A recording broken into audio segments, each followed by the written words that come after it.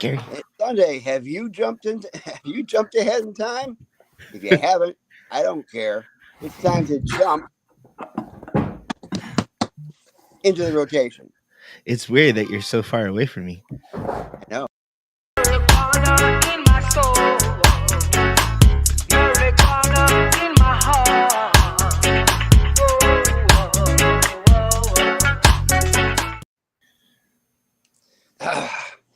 It's so good to be here. It's a beautiful Sunday, isn't it? It is nice. So to our normal viewers, we the screen may look a little different to you today. Normally Gary is sitting right next to me, and I'm just going to call you right out at the top of the show because of daylight savings time and because of Yep. marijuana. Gary forgot about daylight savings time, and is now at home doing the show from over there. So I miss you, Gary. I it feels weird and lonely over here. And I can't blame an indica, can I? It's that damn time change. Thank you, Ben. Damn Franklin. Your goddamn daylight savings time. You didn't save me. So since I got the microphone hookup over here, I'm gonna do some introductions here. First off, Kano's with us. Kano is just not on the screen yet. He's taking care of. Hey, Kano, there you are. Hey, everybody. What's up, buddy? So Kano, you're in Washington D.C. and you got all the news from up there and all that. But before we get into that, let's talk about our special guest, Debby Goldsberry.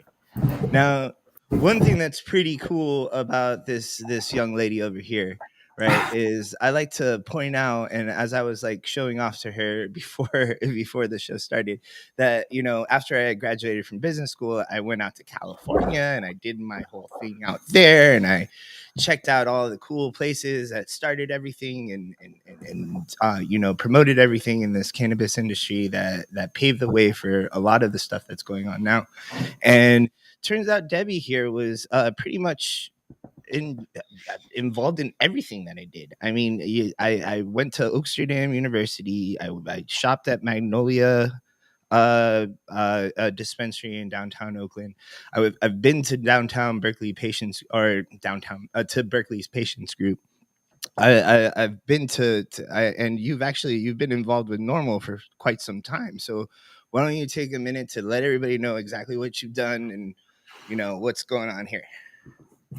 Got it. Okay. Well, I've been involved in the just 1 minute. Okay. I've been involved in the cannabis issue since 1986. I started my first dispensary in 1999, Berkeley Patients Group. And ever since then, I've been doing retail cannabis and helping other people start their cannabis businesses too. So I've been in the thick of things. Wonderful. So Gary, yes, it's not possible to cram it all into 1 minute, considering all that was good. I am not used to being the guy with the main microphone here. So Gary, you got any questions? I'm not used to being up this early. I think if anyone's getting brutalized by daylight savings time, it's me. I agreed to do this without noticing that it was daylight savings time when I was going to wake up this morning. So yes, I'm in Oakland, so it's 7:30. You guys had me on here. That's 6:30 my time, mind you. So yeah. 1 minute is probably a good time frame for my mind to be able to wrap its mind around. So yes, everything will be a 1 minute answer for the rest of the podcast. Well, wonderful. We're going to have a short show today. Yes.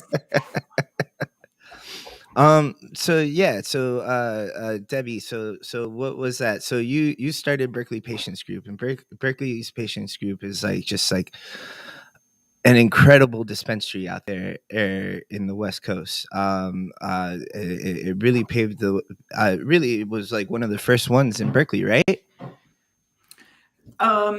Second one in Berkeley. It was so crazy back there. We started Berkeley Patients Group in 1999, and just let me say, I started it with a guy named Jim McClelland, and Jim had AIDS, and this was kind of the height of the AIDS crisis, and it was Jim's last year of life. It really was. And we started Berkeley Patients Group. He lived a year, and during that year, we did everything we'd ever want to do. What would you want to do in the last year of your life? You're not going to sit at home. You're not going to be sad. You're not going to be sitting around crying. You're going to try and figure out what the heck you're going to do to bring every bit of life out of that last year of life. So that's what we did at Berkeley Patients Group. We had a great time, and we had really good cannabis the whole way through. So good times, good cannabis, good people. That was what we were all about. So when I told you that I went out to the West Coast, I went out in like 2008, like way after you did all the amazing stuff that you did, right? And like I was going through graduate school, right? Like basically being told that I was stupid for wanting to get into the cannabis industry. A lot of times, like people would tell me, "It's like, dude, like, why would you want to do that? It's almost like a rite of passage on like in like the mid and late '90s." Right, if you're in the cannabis industry, I really did hear that it's like a rite of passage to go to jail for a little bit, or to get raided, or to be influenced by the police. And there's a lot of people in the industry now that I don't think would be in it if they had to deal with some of the things you had to deal with. Can you tell me what it was like opening Berkeley's Patients Group? Did you have any influence, like any drawback from the police or anything like that? Were there any raids that you had to go through, anything like that? Brutal. This is brutal. Brutal. Yeah. Yeah, all of it. We actually started Berkeley Patients Group when my first place got raided by the police. I got busted for felony because in the city of Berkeley, in 1979, voters legalized adult cannabis use. They did a voter initiative, made it legal. Mm-hmm. But the police had never, the city never voter initiative. You have to also make sure that the government implements the law and changes the rules, and the thing goes in place. So the people that passed it never managed to get the law implemented. So when we showed up in Berkeley into the 90s or mid 90s, we decided to implement the law. So my first dispensary was an adult use dispensary.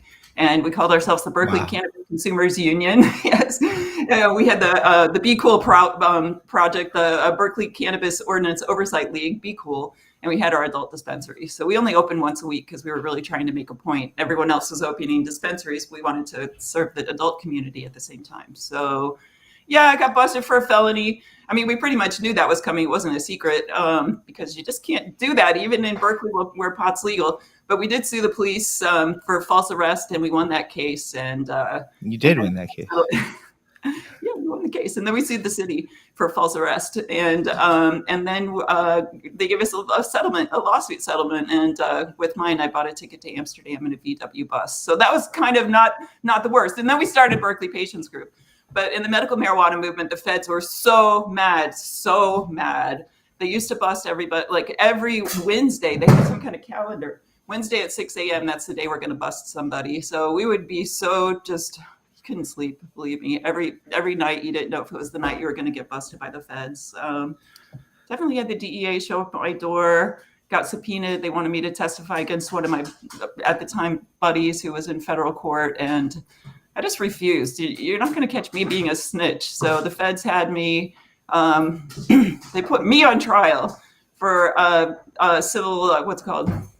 When you refuse to testify, they put you on trial. They had us on criminal and civil charges. So had to fight that, go into Judge Breyer's federal court, and gave a speech about how foul the war on drugs was, and what the heck were they doing arresting us for this kind of thing when there was so much more going on. And we had voted to legalize it in California. So what were you feds doing here? You're completely illegitimate. And the judge just let us go. He let us go. So I had a number of narrow escapes and a whole lot of stress, that is for darn sure.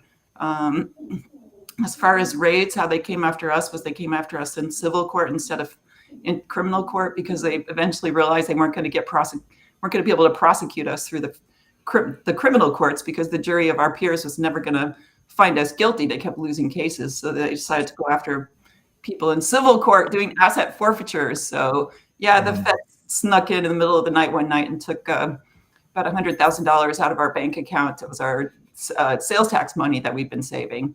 And then I woke up in the morning. They had put a negative $999,999 in my bank. I had a negative $1 billion in my bank account. Oh my God.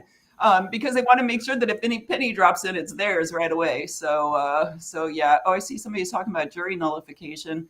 We definitely did jury nullification in that case that I was talking about at the Fed when the feds came and snagged me to testify against my friend. We had a big jury nullification campaign, not centered around my friend's trial, just everywhere. We went to every federal court we could get our hands on. What is jury nullification? What is that? Jury nullification.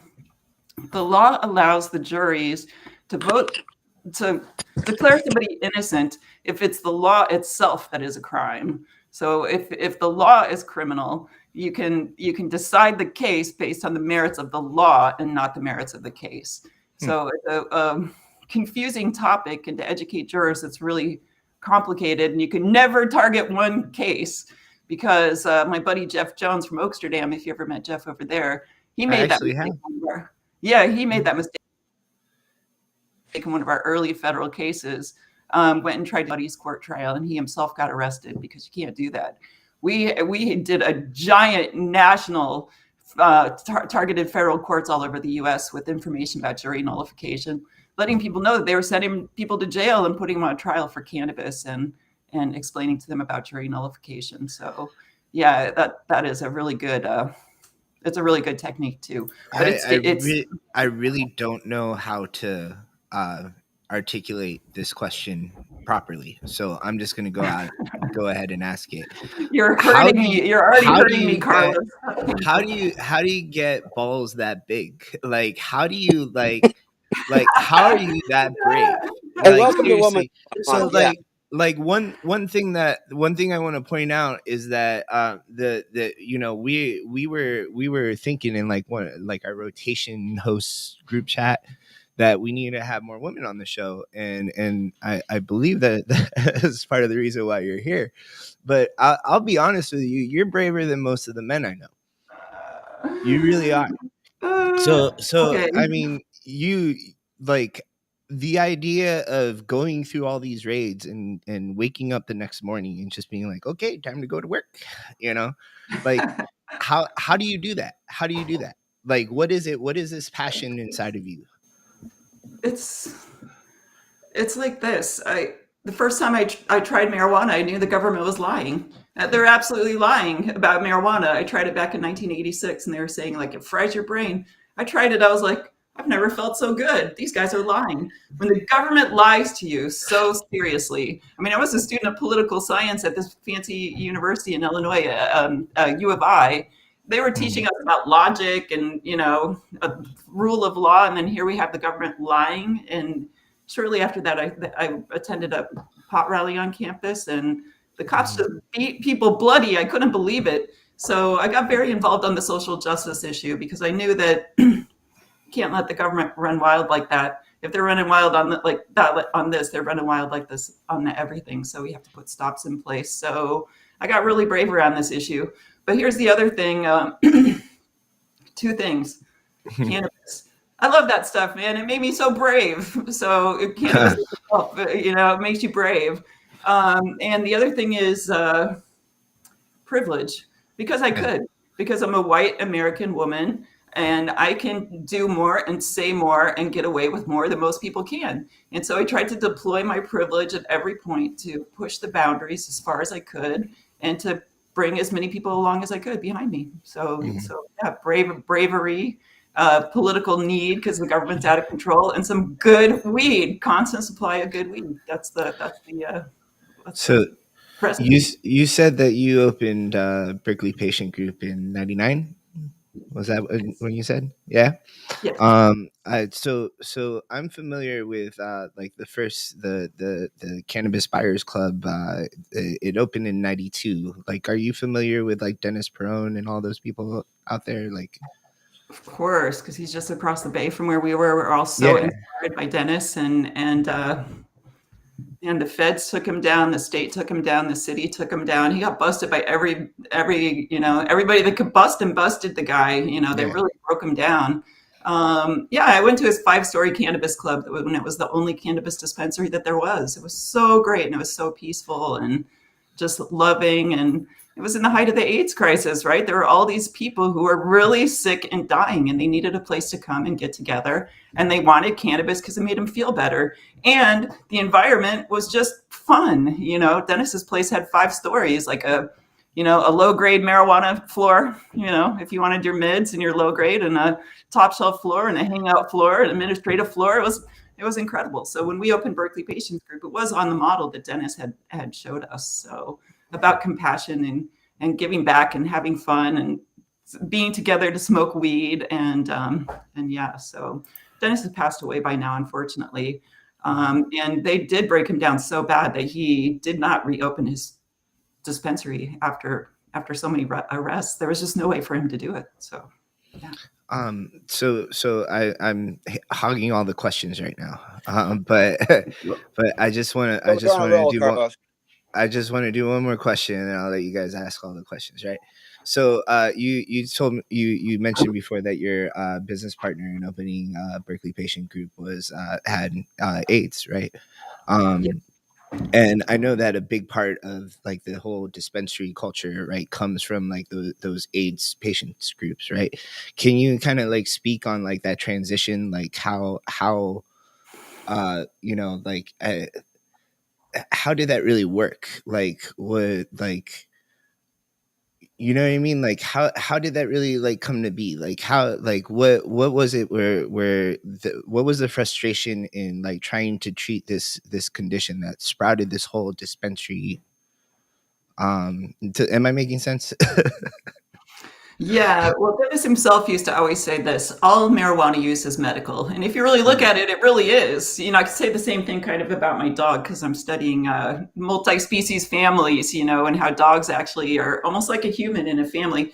Same with marijuana. You can universally say that all marijuana is medicine, because if we're using it, even if we're using it to go out and have fun, when we're going out and having fun, we're reducing stress, we're lowering our blood pressure, we're having all kinds of benefits that are just, we don't even notice that we're having half the time. But yeah, so that was Dennis's starting philosophy. I mean, when you're in battle, you take the sick and dying off the battlefield. So that was the point of medical marijuana, right? Let's get them off the battlefield.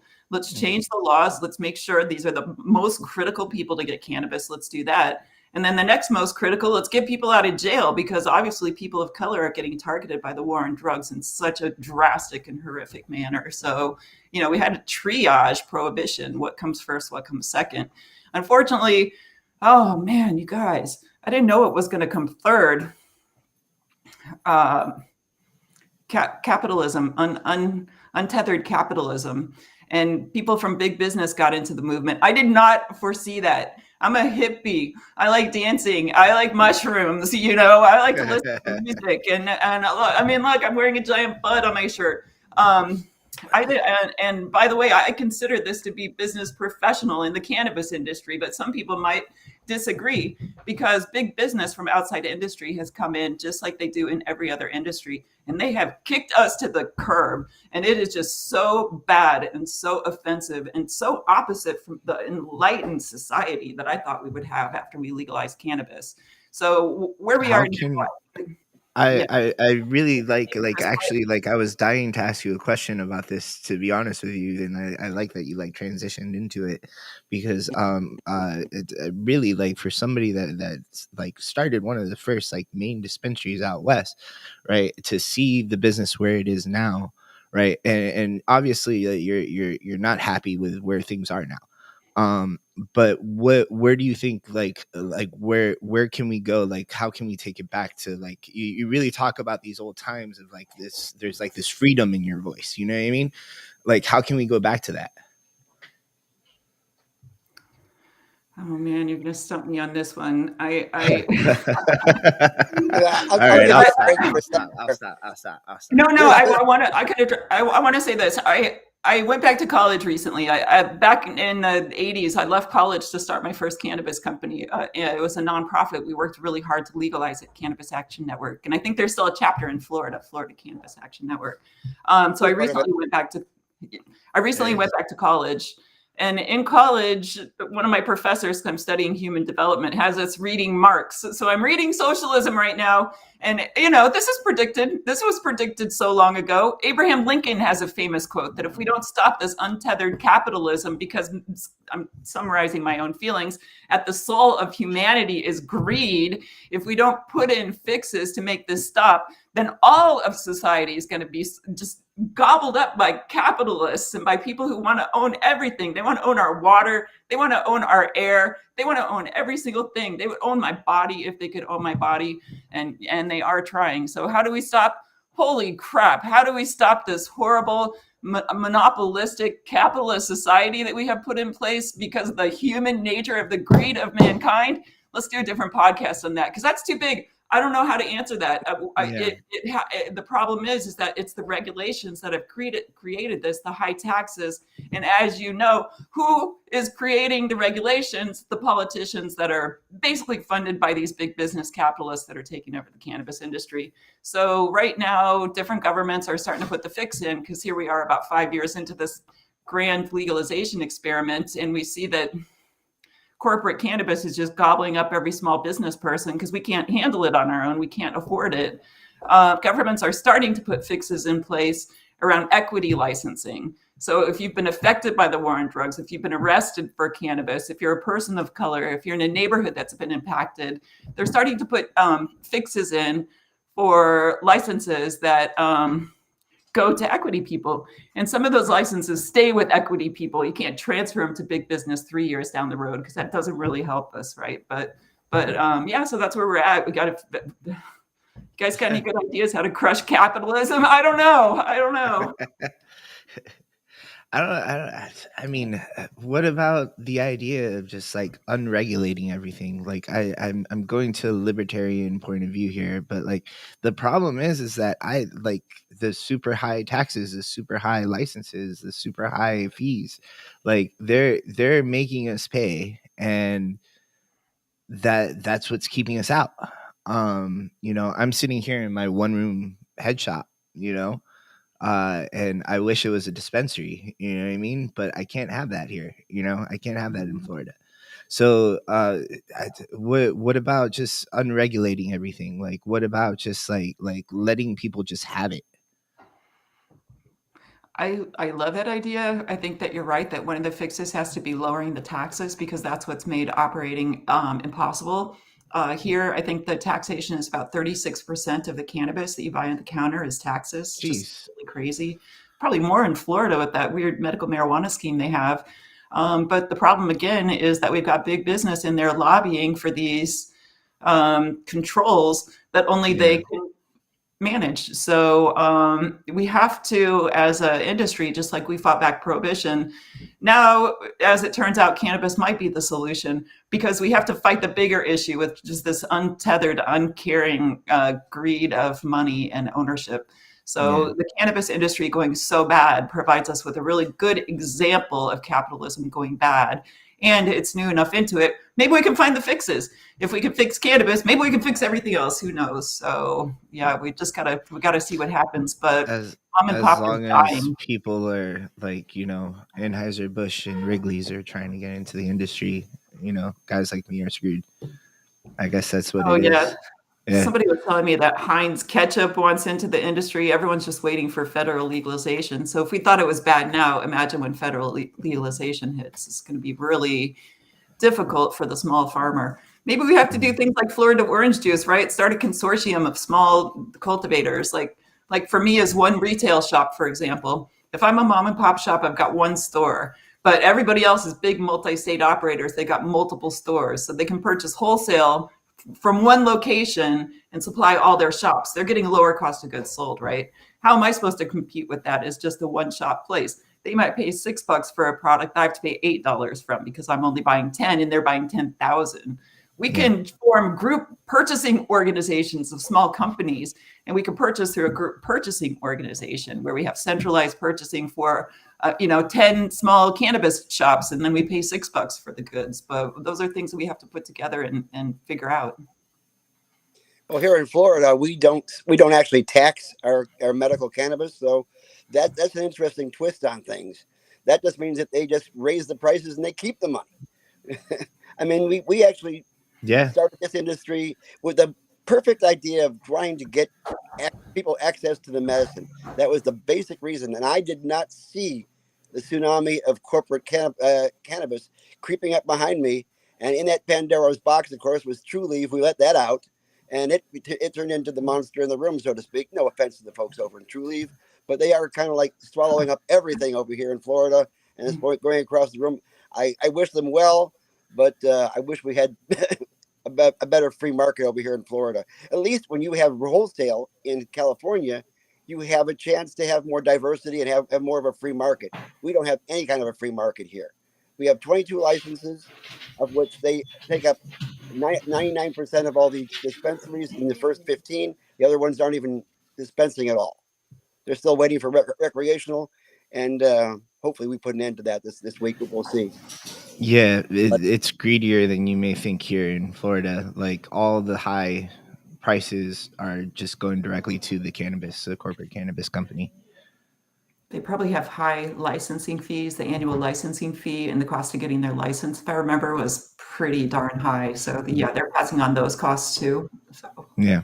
Is there no excise tax over there? They don't pay excise tax, Gary? No. But we do have a $165,000 application fee, which is what is going on right now, and they're actually offering one equity license, and it's only to the people who are in the Pigford group, which is the Black Agricultural Society, sued against the United States, that gave them funds. Everybody in that group, which is from the 1990s, are in their 80s right now, but those are the ones who are qualified, and only those folks, to get that one equity license, which, to be honest with you right now, is probably going to get swallowed up by the capitalists that are trying to fund them. Because in Florida, you have to have at least 40 million to start, because you have to have a vertically integrated business. And so we have folks who are trying to get into that equity position, and they're borrowing money to the rate at which, if they miss one payment, the equity people are going to go ahead and just swallow them, and all of a sudden they don't own it anymore, and it's no longer an equity license. But that's what we're dealing with over here. It's the same. Equity license is really kind of a farce because of those kind of what you're just describing. There's always some secret thing happening in the background where the equity company can't get funded. Somebody's given the money, and that person can just come in and take the business. So, yep, very difficult. And we don't have wholesale, and we don't have retailers. So if you go into a shop, the only thing that you can buy from there is the booth that they grow, and the brands that they've absorbed in some cases, and it's just not creating the best product for us. It's not creating the best prices for us. Not creating the best quality for us. And we're dealing with it. I mean, they keep on pointing to the West. Every time we try to do some legalization over here, or legislation, they say, "Look at the wild, wild West. We can't be that way. We can't be like California." I'll grant you, California has not always been right. Our California regulations, they do. I have a dispensary right now in Berkeley. It's called High Fidelity, and it's co-owned by the guys who founded Amoeba Music, so marijuana and music like this. So I've just been doing a compliance check for that place, and we have new regulations in California. Our California rules are not that bad. The taxation is the thing that really ruins them, but the regulations are very sophisticated because we're 5 years in. And the regulations have been revised and revised and revised with the help of a citizens oversight committee. And the regulations themselves are pretty good. If we got rid of the taxation, we wouldn't have any problems at all. So I think we can start pointing people to the California regulations as a good regulatory scheme. But the only thing that has broken them down is the high taxation rate. I can say that a good portion of our black market product over here has California stamps on it. Whether they're actually real or not, we don't really know. But it always seems to migrate over here somehow. Yeah, that's like a stamp of you got good weed. You got that California stamp on it. You know why? Because we have a very healthy underground economy still going here because they made such crappy rules and nobody wants to participate. So, or, at least a lot of the people don't and they can't. So they just keep growing cannabis like they always have. We're very comfortable operating in the underground economy. We already have done that for 100 years. So, the laws can only go so far. So, yeah, California cannabis is probably still being exported all over America.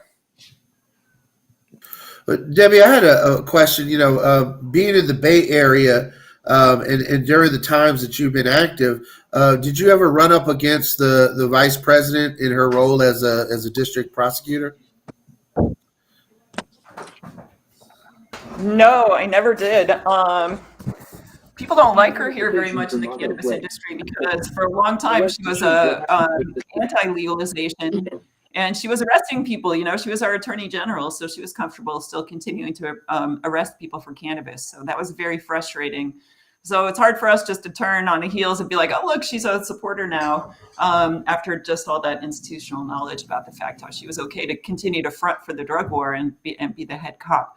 Of course, she does better than so many other people on that issue in general in the U.S. So can't complain too much. But to me, one arrest is too much. But no, I've never been face to face with her or had any kind of done any work with her at all. I just meant I didn't know if her office, with the legal troubles that y'all had experienced, if it was her office coming after y'all. So that. Feds, the federal attorney general, the Department of Justice came after us. That's where we got in trouble. No, we never had any problems from California state ourselves. Feds. Yep. Well, on the federal level, we're still, working to see the MORE Act into fruition. One of the things that we like to see is for Nancy Pelosi to bring it to a floor vote. And, we also would like it to hit that threshold of, having 120 co-sponsors. So for those listening, even if you're not in Florida or if you are in Florida, please, click the link and ask your member of Congress to support the MORE Act. We're trying to get cannabis removed from the Controlled Substances Act. And we know that in April, Senator Schumer plans on introducing his own version of legalization with the Cannabis Administration and Opportunity Act.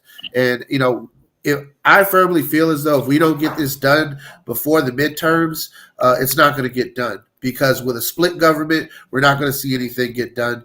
And I just don't feel confident, judging by the politics here in Florida that we've experienced, that the Republicans have enough support among their caucus to move cannabis forward because of where they get their money from. So many Republicans get their money from the private prison industry and from the other stakeholders who have value in seeing cannabis remaining legal. I could see that those big MSOs right now who are operating are fine with, an MSO, I mean multi-state operators, they're fine with legalization as it stands state by state because it gives them this kind of first mover advantage. So they're going to go in before it's legalized and everyone, like we were talking about, right? Pepsi and Heinz and who knows who else is going to be making cannabis stuff. They want to go in this kind of legalization, not federal, but state legalization and scoop up all those permits. So I speculate that their dollars, which are significant, are in there disrupting the flow of the ability to get it done.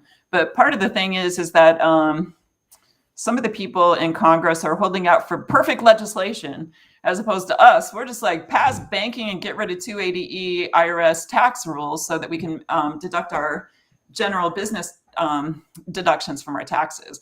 So most people I know in the industry, we're fine with the incrementalism. That's what we need. We need an incremental step. We don't have to fix everything right now in this first round, but can we please fix banking and IRS taxation? I think the feeling is if we do an incremental bill, we won't do anything else for a long, long time. So I think that's what the holdup is on getting the MORE Act passed. It's incrementalism. It's not the whole shebang. And if we pass it, then we might lose the opportunity for getting even more. I don't care. Pass the dang bill and get us some banking regulations and stop 280E accounting. Because right now, the feds take 21% approximately of every sale. 21% goes to the feds as a income tax. So it is ridiculous. What the hell? What the hell? Some of the shit you find out just like being in this business. Just every day you find out something that's shocking. Well, what I find when we look at states and the different models, it looks like New York, from what I can see, the way they're implementing things has the right model in the sense that, they're not going with vertical integration and they're actually allowing their current hemp licensees to start growing now for the adult use market. And then they're going to allow a group of about 100 social equity applicants who have marijuana charges or a family member has marijuana charges to be able to apply for these adult use licenses. And I think that's a positive step forward. And those licenses actually go up this week for applications. So it's interesting to see that. Debbie, what we're seeing in New York, versus what you all had roll out in California. I always studied California as y'all were first, in blazing the trail. And do you see other states actually improving on the shortcomings that the California system has, or do you see other states following suit and repeating the same mistakes? Everyone's building in those high taxes and excise rates. That's the fatal flaw right there. That's what brings in the big multi-state operators. That's what requires all that money. So that's, I think, the crisis that we're having right now. Until states do away with the idea that this needs to have some kind of a sin tax on it, and we have to pay. This is how they have it set up. It's literally set up so there is no profit at all in the cannabis business. And I mean none. At the end of the day, when you do the math, there is no profit. Every single penny of the profit, and usually more, is being taken by some tax agency or licensing fee. So until that changes, mom and pop are going to be bled dry. Equity companies aren't going to be able to get their funding without these strings attached to it, that they lose their company, like was mentioned. You make one mistake, you just lost your company or control of your company, because sometimes then you're just like, oh yeah, we're an equity company. Look, that person on the shelf is equity. You've got them literally sitting in the corner like a potted plant doing nothing. But we're an equity company. So yeah, until we can solve the tax problem, we're screwed. And the equity companies actually like the way it is right now, because if the MMTCs, as we call them over here, medical marijuana treatment centers or dispensaries, don't have access to regular banking, where else do you go? You go to the venture capitalists, and you go to the angel capitalists, et cetera, and the MSOs are getting their financing, and they're growing and growing away from the banks. But what we have over here in Florida right now is that we have licenses that are constantly for sale. we are every one of our licenses have either grown tremendously, or they've been sold at least once or twice. In some cases, we've had one license that's sold 3-4 times now, and of course, each time it goes up incrementally by the millions. And we find it very difficult just to get our bearings going when everybody is buying everybody else, and it gets bigger and bigger and bigger.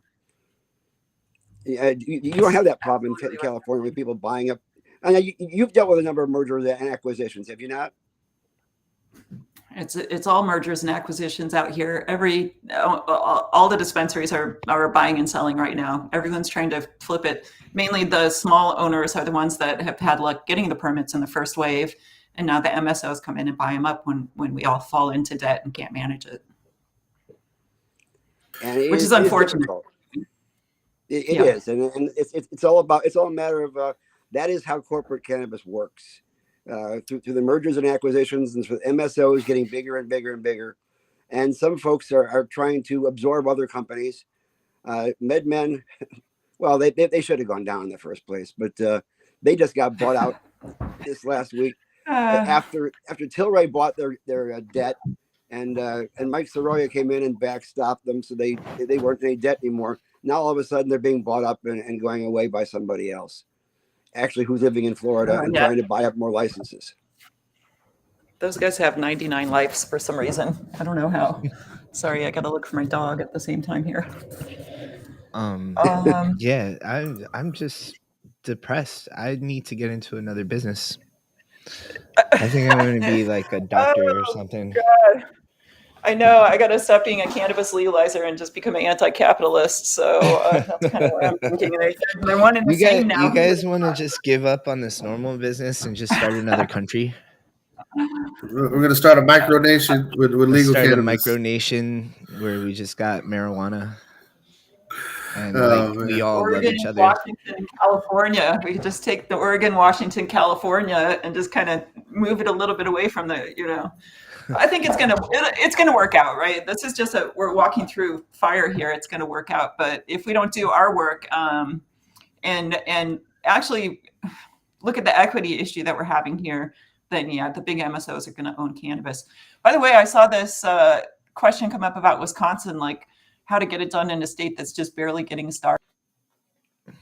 It all starts with activism. I was a consultant and I do applications. I write business plans and all kinds of stuff like that. And I do have a client in Wisconsin. They're in Milwaukee. So we're trying to figure out how do we get it done in Wisconsin? And just to answer that question really quick, it starts with grassroots activism. It's usually one or two cities will pass a regulation like, hey, I really wish the state would get this thing going. Our city passed a regulation. Now it's your turn, state.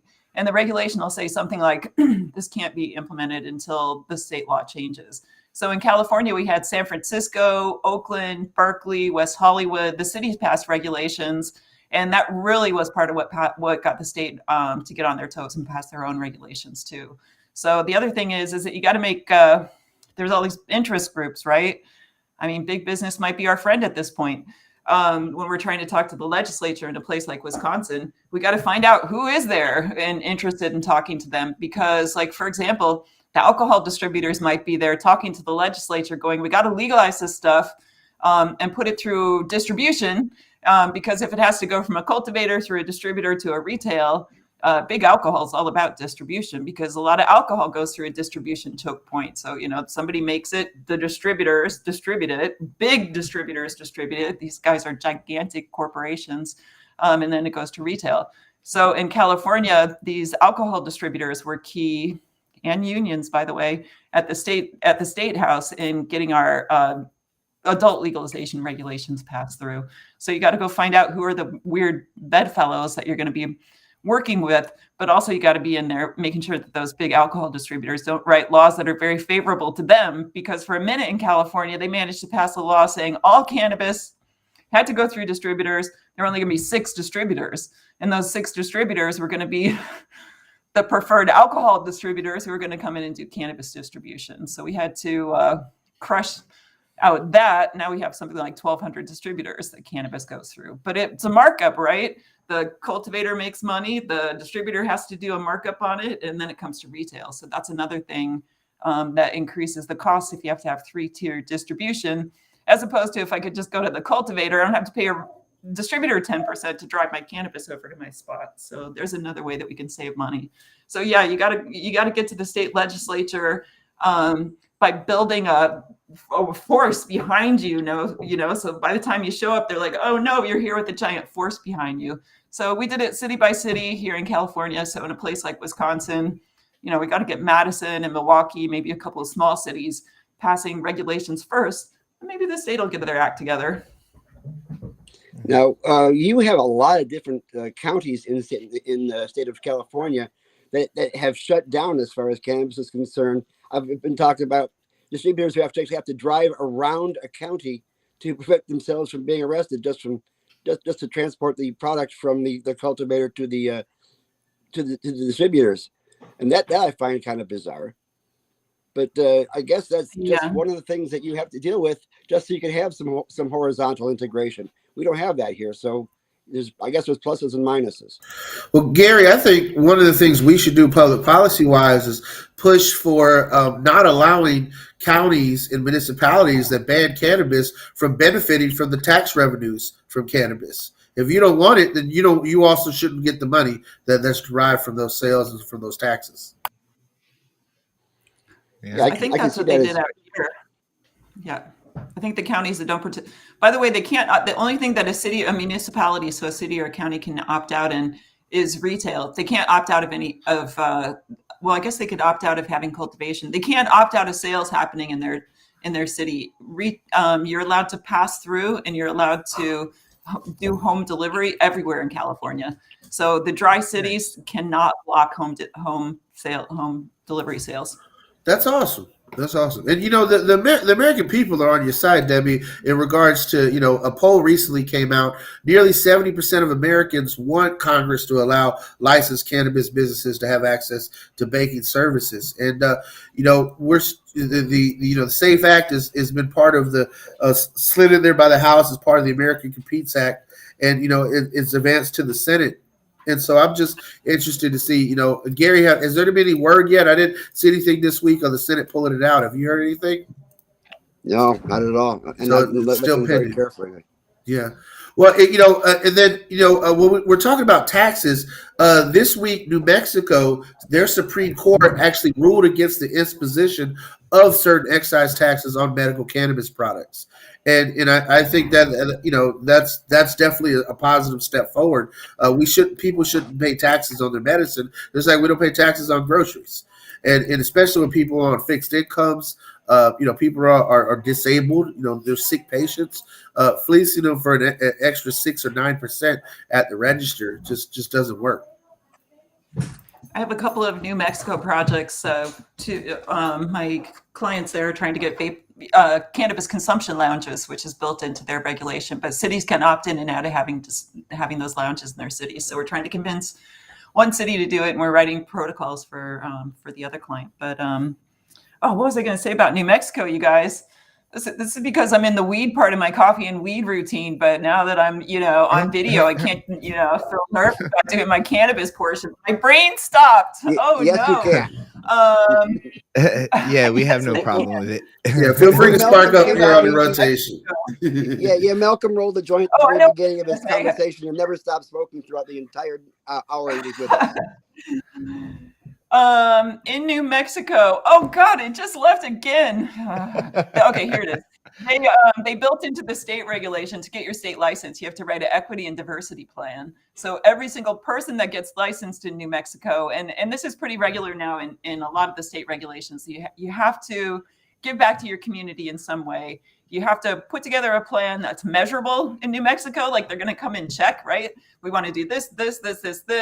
And they have a system of measures where you're going to have to report on it annually that you're actually doing the stuff that you say you're going to do. So, I mean, that's a step in the right direction, I guess. If we're not the licenses to people, make the licensees give back to the community, force them to give back to the community. I mean, every MSO is going to figure out an end game around everything that they don't want to do. But, for people like us that actually care, we're going to implement those equity plans and we're going to make better communities because of it. Well, one would hope so. I mean, we've gone so far away from grassroots efforts. I mean, you were involved in the marijuana policy project. And one of the things that I am critical of is that they've been trying to raise money, not just in the hundreds of dollars and thousands of dollars, but tens of thousands of dollars to go ahead and operate. And yet you have to wonder at what point in time it's still listed as a grassroots effort. Because they're raising a lot more money than most of the average people can't do. And yet we don't see a lot of their effect here in Florida, to be honest with you. Like they've forgotten about us. I think if you look at it at scale, if you look at big businessmen who are making bazillions of dollars, I bet they think this is their grassroots thing, right? They're like, look, we're grassroots. We got a cannabis shop. No, you're not. You're a multi-state operator, capitalist trying to crush out our community. But okay, you've got a little weed shop and you feel better about yourself. So honestly, I think the MSOs think this is their give back, and they are good people and they are doing good work just by doing this. Now, you've been involved in a lot of different efforts, including Americans for Safe Access back in the day. And Marijuana Policy Project. I was a board member at Marijuana Policy Project for a year. And NORML. I was a California NORML board member also. And the Americans for Safe Access, they famously sued the federal government long ago to try to get access to it. And one of our favorite ladies over here in Florida, Kathy Jordan, who you may or may not know, was involved in those lawsuits because she was diagnosed with ALS back in 1986. She just turned 71 and is the oldest living ALS patient, as far as we know, in the country. And we try to get her in front of Joe Biden, actually, because she actually did his first wife's hair back in Delaware back in the day before she was diagnosed. What do you think is a chance that we can actually get Joe Biden to move the needle? Because I know that he's not basically on our side in regards to this, not officially anyway. I was throw too thinking much about at that you. the other day, and well, you cut up, and I couldn't tell if it was me or you that was breaking up on the volume, but I got the gist of it. Yeah, I don't think Biden's going to do anything in the face of war and COVID, because I think, and it's reading his mind, this is too much on the frivolous scale when there's such big, important things like war and pandemic going on. So I think that the best we're going to see is incrementalism from him. It's not going to be driven by him. I bet we don't hear him say a damn thing this whole entire time. So that's what I think. Yeah. And believe me, I don't think Trump's any better. That guy wouldn't do anything to help us, unless he can make $1 off of it, which he probably can't. He sure made several promises to look into the situation, didn't he? And that went very, very far. Well, there's a lot of interest. Possible. Go ahead, Debbie. Go ahead. Sorry about that. No, I was just going to say, he's probably turned us over to that coalition of Congress people that are trying to move things forward. And I bet there's some behind the scenes stuff happening with the vice president. But yeah, I don't think Biden's going to say a word. Federal legalization, federal movement is so difficult. As you said, between Biden's ignorance of cannabis policy, of the congressional realities, but at the state levels, we still see hope in other states. In Florida, one of the most disheartening things was last week. Gary and I were up. It was like midnight, and the legislature was still hearing bills. And there was a Department of Health appropriations bill, which was our last Hail Mary attempt to throw on some cannabis reform amendments to that bill. And the Florida Republican Party literally shouted it down on the House floor. They didn't even take a roll call vote. They just yelled, "No!" We put up this amendment is about protecting public employees so people don't, get fired from their jobs for being medical marijuana patients. No, this bill is to make sure people don't get kicked off the organ transplant list because they're medical marijuana patient. No, and just hearing that, every time I heard that no, it set me on fire, and it made me upset, it made me mad. But then I also see hope, like a state like South Dakota. Their Senate just sent a bill to their governor's desk allowing patients, protecting their right to home cultivation. So now in South Dakota, they're going to be able to have 3 mature and 3 immature plants. And I mean, that's what we're missing here in Florida, and we're missing in a lot of these other vertically integrated states, is the fact that patients don't have the right to grow it at home. Debbie, if California didn't have homegrown rights, do you think that its industry would be what it is today? If California didn't have homegrown rights, everyone would be growing at home anyway. We've been growing at home ever since they made it illegal. We still make no difference whatsoever. The thing is that what I find is that most people don't want to grow at home. They want to just go to a shop and pick it up or have it home delivered. But those that do, there's a couple things. They love the plant, right? It really is a helpful experience to get your hands in the dirt and to grow a plant, to care for it through its life cycle, and then to consume it and feel so great. That is what, I mean, isn't that what we're here on Earth to do? To thrive and to live and to grow and to experience. So I think that is absolutely essential. And it is just crazy talk that we could go to a shop and buy a flower, but we can't grow it ourselves in our backyard. That is so illogical and so crazy. So that regulation's got to change everywhere. And of course, that's big retail. That's the MSOs getting in there going like, we need control of this plant. We can't let people do it. That's who drives that conversation. This has got to come out of the partisan realm. This is not a Republican versus Democrat issue. This is a human issue. And the Republicans just coming down so hardcore on partisan lines makes no sense whatsoever to me. So people who are out there and who are Republicans, you guys got to do your job. You got to go talk to your elected officials. You got to get on your local councils. You got to start putting the word out about this. It's not partisan. This is a people issue. And the voters want this. So as soon as we can get it out of partisan control, then we probably get this thing passed. Debbie, I just wanted to take a moment and thank you for being on the show today. Thank you for your time. Thank you for being here. Your experience in this industry and your knowledge about this industry. We can really benefit all of our listeners, and really appreciate you. Where can people find you? How can they support you? Okay, I have my shop in Berkeley, High Fidelity, hifigreen.com. You can check out our website. I've got, I'm a consultant with Green Rush Consulting, and I help people all over the country. I've got clients in multiple states right now, helping small business people succeed in getting their cannabis licenses and starting their business. You know, there's a lot that it takes. So I love to have all of my mistakes and problems that hard knocks turn into somebody else's. You don't have to make those mistakes. So I'm happy to help people. I'm on all the socials just with my full name at Debby Goldsberry, so you can find me everywhere. And I just really like to help other people get involved. I'm really trying to get to the core of the bottom of this, the fact that all of our businesses are going to big business. I think that's the big issue facing us right now, is to make sure that we control the licenses and not big business, because that is such a big fail. And yeah, just happy to help other people. You guys have any last minute questions for Debby here?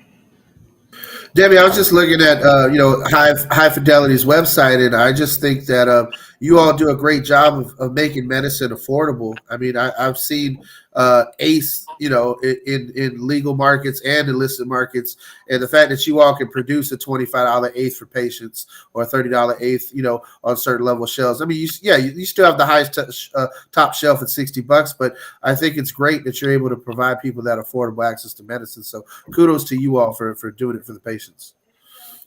There is some incredible cannabis in California, you guys. You would not believe it. And yeah, the quality of the stuff that's affordable right now just completely blows me away as compared to, 5 years ago. The quality of cannabis has improved dramatically. I mean, we always had good cannabis, right? But it was fewer and far between. And now everyone is just growing such quality. I believe it, really Debby. Like you gotta. We mentioned this earlier today, but like for people in the legacy market here in Florida to say that they got good weed, they literally got to put a California cannabis sticker on. So I believe it. It's good weed. It was good weed when I was out there living out there, and it's probably even better now. That is funny. Yes. And that doesn't even involve the folks who desperately want to be legal, but can't because of all the regulations. And so they end up going back to the legacy market. And God bless them, because here we can pretty much figure out a lot of the black market stuff is bad. The legal stuff is bad. And so we're not certain where to go. So we look forward to improvements in the market. Maybe you can come over here and fix Florida. You did a darn good job out west, but they're afraid of people from out west over here, because they know that they're coming over here with some knowledge, and we're coming. We still have underground. We still have underground dispensaries here. In Oakland, we made a dual system, the legal system and then the decriminalized system. So we still have decriminalized dispensaries that are operating underground dispensaries. So, which is kind of interesting too. So if you can't get in the legal market, you can still continue in a decriminalized market in Oakland as a retailer. It's much that way in DC. You can go into a decriminalized dispensary and buy stickers, and in exchange you can get cannabis as a gift. And it's an absurd system, but they make it work. But I mean, if Congress would just allow DC to implement its adult retail market, I mean, you literally have Congress holding up the District of Columbia having the right to have a retail market as such. So. Right. It always looks like it's so close too. I hope next vote. I hope it happens. We'll see. Yes, indeed. Well, Debby, we really appreciate you joining us this morning. Gary, did you have anything for Debby before we close out? I just wanted to let the folks again out there know that we did try this last session to try to put through things like protection for patients, protection for employees. We tried to expand our qualifying conditions. And all we were able to get through actually was an amendment that says that if a MMTC has a license for 2 years and they're not building up the scale yet, that they don't get their license renewed. That's as good as we got. But I think that'll be something to build on for the next year. And hopefully we'll be able to change out our legislators over here and get some things done like California did, in a manner of speaking. Yes, indeed. And, all hope isn't lost. Oftentimes when we have these shows, when we talk about very serious subjects, and as Carlos said, it can be really depressing, downing, even make you question, why do you get up and fight every day? But there is hope. Just this week, the NCAA has announced it's relaxing its drug testing policies for cannabis, and they've changed it to be consistent with the World Anti-Doping Agency standards, to where it's gone from 35 nanograms per milliliter in your blood to 150 nanograms per milliliter. So some of those athletes who might, smoke weed on a Saturday after a football game, might be able to, if they just do one or two joints, might be able to test negative by Friday before the next game. So there's always that hope there. But also, for those who don't know, in regards to athletes and talking about cannabis, Brittany Griner, who is an all-pro WNBA center for the Phoenix Mercury, is currently been detained in Russia for almost a month now. She was arrested with a CBD vape pen in her luggage, and in Russia that carries up to a 10-year prison sentence. So on top of the fact that she's also a very outspoken LGBTQ advocate, in which Vladimir Putin has struck down that she's in a lot of trouble right now without the U.S. Having an active embassy in the middle of this war. So I want folks to not forget about what Brittany's going through right now, and definitely keep in mind, how this plays out in other countries, but also how things are playing out in our country. We oftentimes take for granted how much progress has happened, but if you're looking at the screen right now, you can see that the cannabis laws by state. This map, Carlos, you remember the maps we used to see back in 2014. This map is totally different for what the maps are, 5 and 6 years ago. And so there's still hope, and there's still progress being made state by state. You see the Deep South starting to fall in regards to medical. You see New England definitely becoming around for the adult use and retail market. And now the Midwest is starting to come around. So I would not be surprised that in 5 years we see a lot more of this map in the dark green. Yeah, What's up with Idaho, man? Yeah, what's up with Idaho? What's up with Nebraska? It's spuds and corn. That's all that problem. It's all that problem. It's too many vegetarians out there. What the hell? What the heck, Gary? Debbie, we got to have you back probably later on in the day. so we can I would appreciate that. Yeah, I'm around. You're definitely a kindred spirit. I mean, when you were out there trying to solve the HIV problem with cannabis, I was working for the Centers for Disease Control over here on the East Coast, pushing AZT, and so yeah, that was one of the great displeasures of my life, looking back as to what I was doing. But I was working for the government, and that is what we had hoped to accomplish. And so yeah, those were the days, man. When Jim, my business partner, passed away, it was the medicine. He just couldn't tolerate what they were giving him back then, so he had to go off of it, and that killed him. So those were sad days. So yep, here we are in another pandemic, but we're making it through as a society, and thank God weed's legal, or else we probably would have all gone crazy sitting at home for 2 years. Well, Debbie, we'd like to give you the last word.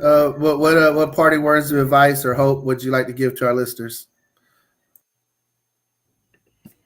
Have fun, enjoy life. That's the main thing. We're here not to work. We are not our work. We're not our work product. We are ourselves, and we should enjoy ourselves and have a good time and help other people. And cannabis is a part of that. It goes into our nature.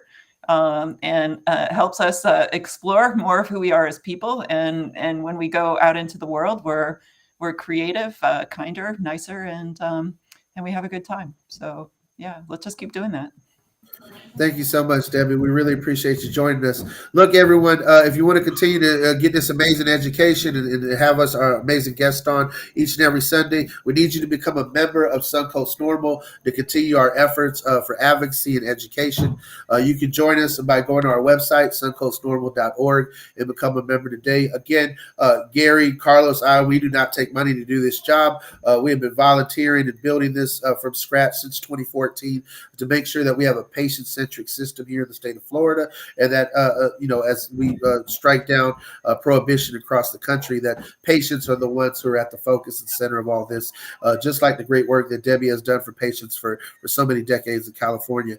And furthermore, we are looking to bring awareness to bring together the cannabis community here in Florida by putting on a Cannabis Business Expo April 23rd here in Tampa.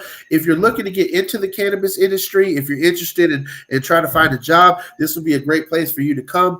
For those of you who have a business, if you're hiring, you don't even necessarily have to be a cannabis business, but if you want to be a part of this Tampa Bay Business Expo, hit us up, let us know, email us at info@suncoastnormal.org or visit our website, suncoastnormal.org, for more information on how you can become a vendor, how you can get your business showcased, and be able to interview potential new employees at the Tampa Bay Cannabis Expo on April 23rd.